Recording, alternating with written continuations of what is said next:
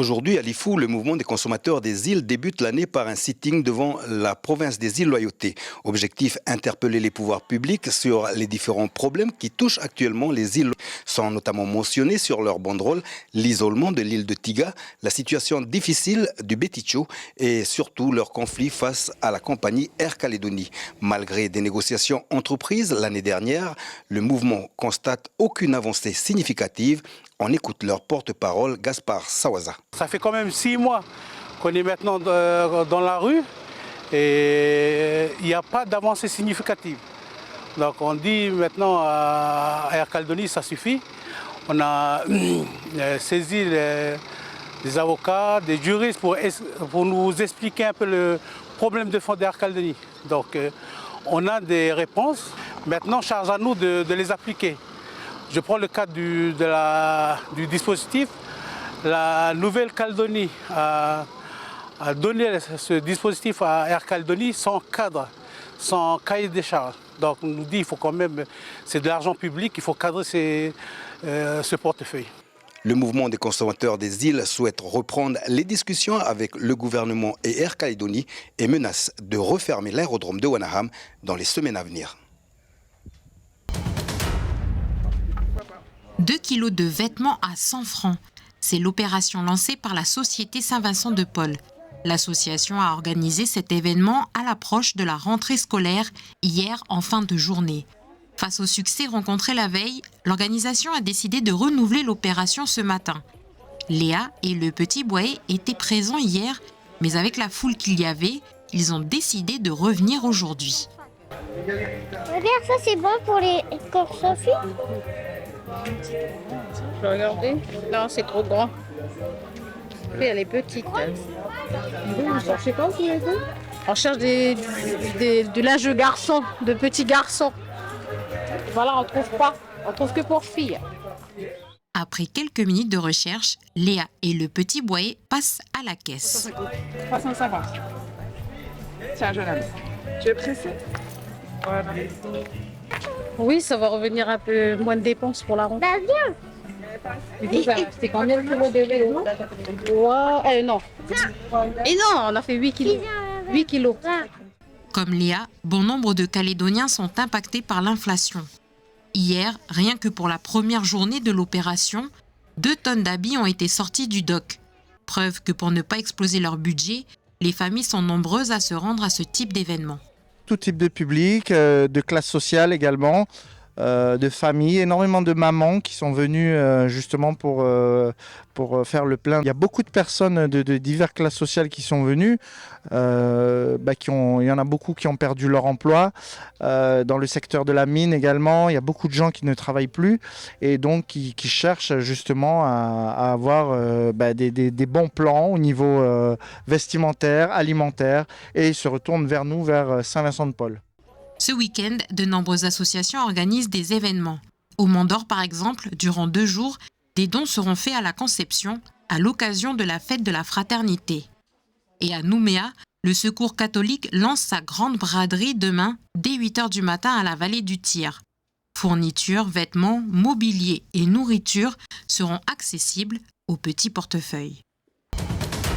Depuis ce matin 6 heures, une grande partie du pays est en vigilance jaune. Forte pluie, orage pour un risque d'averses fortes, voire orageuses. L'alerte tient jusqu'à demain matin sur Belep et le grand nord de la Grande Terre, le nord de la Foix inclus et de Canala inclus. La dégradation de ce temps s'est déjà fait sentir ces dernières 24 heures. Entre 50 et 100 mm d'eau ont été relevés sur la chaîne centrale et la côte est, un peu moins sur la côte ouest. Ce mauvais temps est dû à une dépression qui se situe en mer de Corail et va évoluer dans le nord-ouest de la Nouvelle-Calédonie sans se renforcer dans les prochains jours.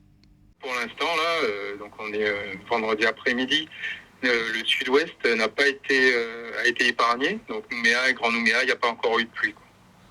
Par contre, au niveau de la prévision, donc cette dépression, comme je l'ai dit, elle va stagner dans l'ouest de Belep là, durant le week-end. Et elle va faire circuler des bandes pluvieuses, parfois orageuses sur le pays. Et là, par contre, toutes les régions seront impactées. Mais encore une fois, c'est comme souvent d'ailleurs, c'est la côte est qui sera le plus arrosée, quoi. Et il y a autre chose à noter aussi, c'est que même si la dépression est faible, elle va orienter le flux au nord-est sur le pays. Et je pense que les gens, ils ont l'habitude maintenant, quand on a un vent de nord-est, dans les vallées de la côte ouest, il y a de fortes accélérations en nord, en nord-est sûrement. Donc ça, c'est quelque chose auquel il faudra faire attention. Si la dépression s'éloigne vers l'Australie après le week-end, le temps restera maussade la semaine prochaine. Présentation de la STI, la stratégie territoriale de l'innovation et son programme en 2024, ce matin lors d'une conférence de presse du gouvernement aux différents acteurs qui gravitent autour de ce secteur. Ce plan d'action présente 6 actes et 18 actions. Il découle des missions menées par les cabinets CMI et Rétis avec les acteurs du secteur. L'idée, c'est de simplifier, d'avoir une action beaucoup plus chirurgicale, avec des actions beaucoup plus réduites. La dernière avait plus de 200 actions. Celle-là, elle n'a que 50 actions mesurables, avec des indicateurs, et puis qui vont adresser plusieurs sujets. C'est-à-dire les filières d'excellence, c'est quoi ?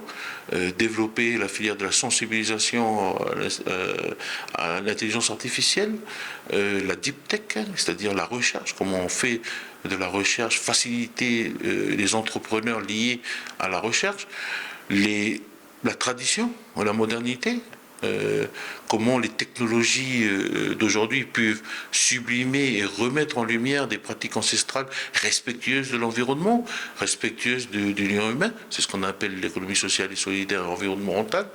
Voilà,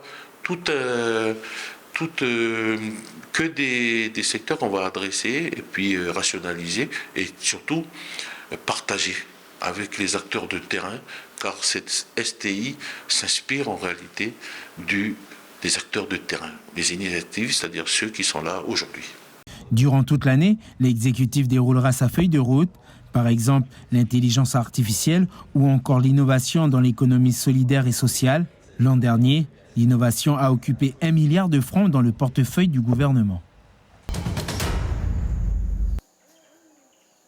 Ici, on est dans mon champ de vanille, là, dans la forêt. Allez les enfants, s'il vous plaît, ramassez les feuilles que j'ai coupées là. Ils mettaient sur la vanille, là.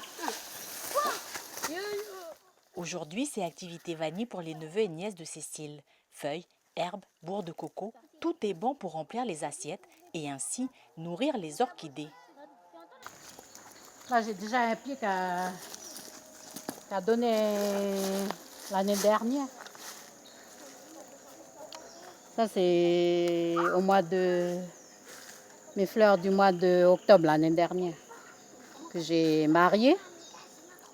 Et pour la première fois, j'ai eu de la vanille.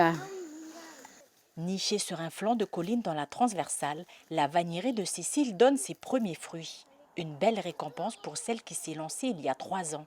Au bout de 3 ans, ça donne la fleur. Et puis, quand tu maries la fleur, voilà ce que ça donne. Donc, c'est beaucoup de fierté surtout. Des gousses qu'elle récoltera en juin, puis qui devront sécher pendant 9 mois. En attendant, Cécile a à cœur de transmettre ses savoirs. Donc, comment on plante ? Là, j'ai déjà l'arbre qui est déjà planté là, pour faire le tuteur de la vanille.